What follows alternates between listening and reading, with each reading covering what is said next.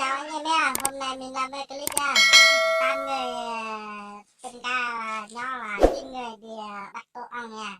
2 tổ ong thôi đi cả đáp luôn nha mọi người nha. Giờ mình sẽ đi này. Đấy, mình đi nha mọi người nha. Giờ thằng em nó đang chặt phát mấy cái đường để đường đi. Ôi kìa, nó biết mình xuống là nó gần chạy rồi kìa mọi người ơi.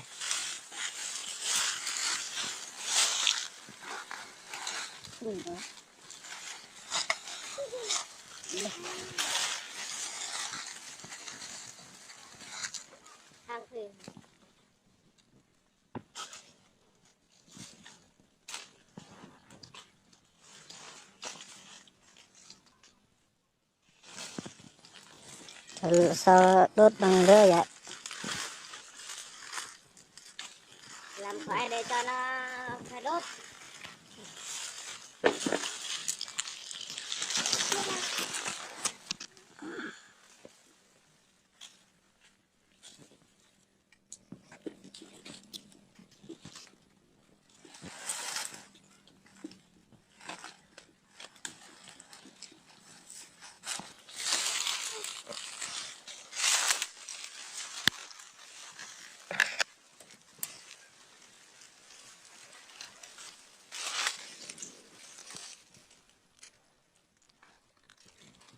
Rồi xịt đi.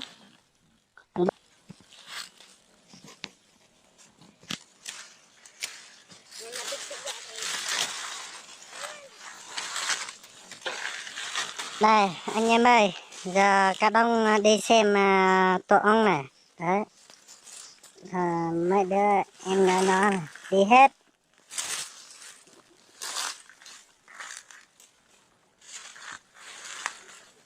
Xin chào mọi người. Hôm nay chúng tôi quay clip để mọi người xem cách bắt ong ruồi. Trước khi bắt ong ruồi phải có thuốc.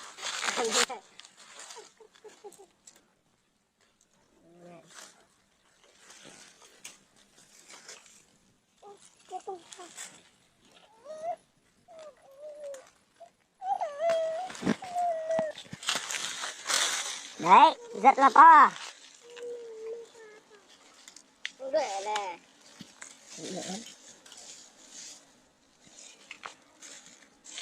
Nhà này cả nhà ơi. Ong đấy.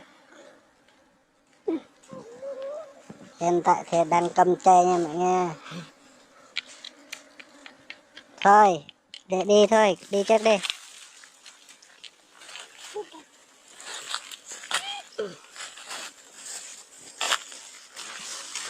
Đã bắt được một tổ ong nha mọi người nha. Ong rừng đấy. Giờ đi bắt ở đâu nữa? Trên kia. Trên kia nữa. Bắt nó hút cân hết rồi. Nó cần đi đấy. Thôi đi nào.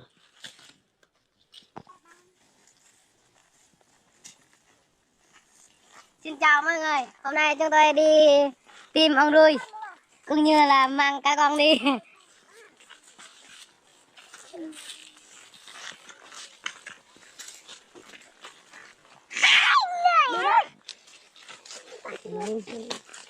Thấy mặt ong đâu đấy? Em theo chỗ kia. Đi thế nào?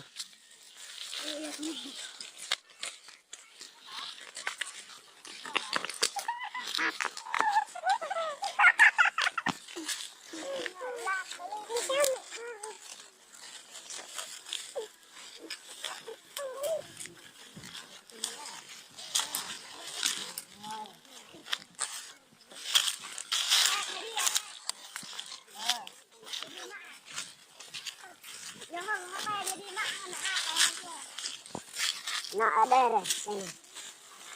Trên này. Dân thưa tắt đi. Hello.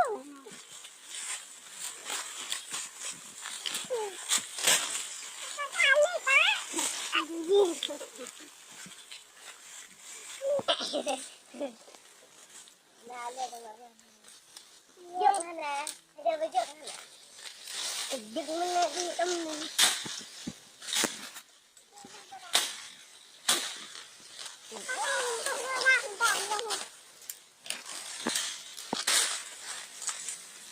giờ phải chặt bắt cái đấy đi.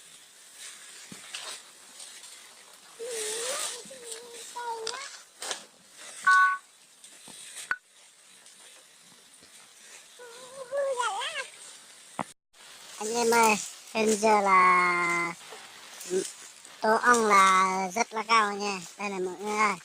Đấy, thằng cu nó đang treo lên cái cây kia này. Đấy, hai đứa đi treo lên cây kia này.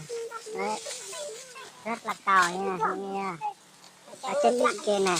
Đấy, trên đỉnh này. Đấy, thằng cu này cũng treo hết rồi mọi người ơi. Đó, nó cũng treo hết này. Đấy, nó thằng cu nó tham có nó cũng treo hết nè mọi người ơi. Xem thả hai và hai này cho mình nè.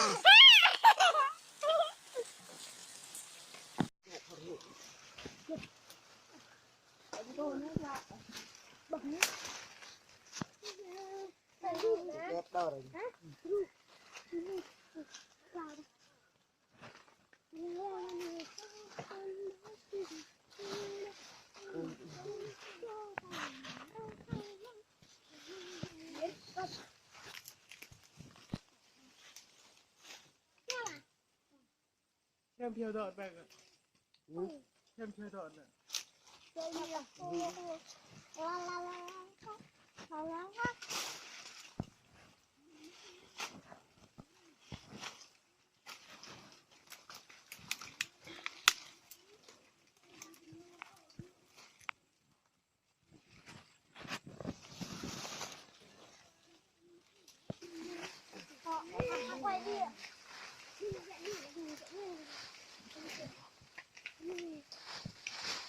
đây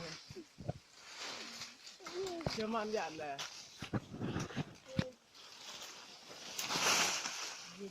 giết Tao quay tao quay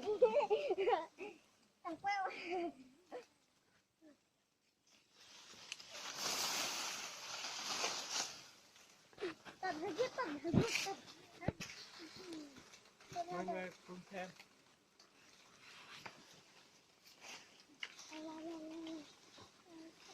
cách đối xử nhẹ này dàn này anh là rượu hắn này rượu đâu vậy Hết không cái nó đứt được nào. hả tay họ đây kéo coi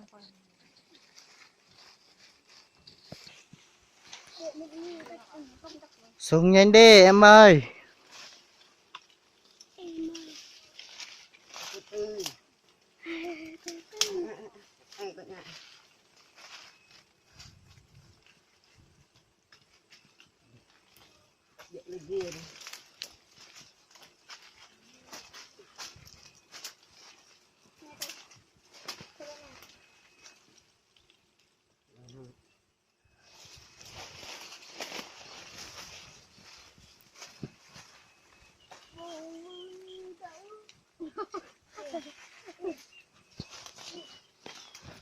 Đi lại mặt ông kia nè, nhanh lên.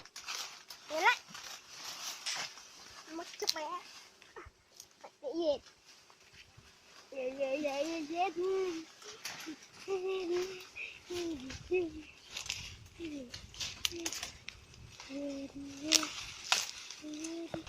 Vâng.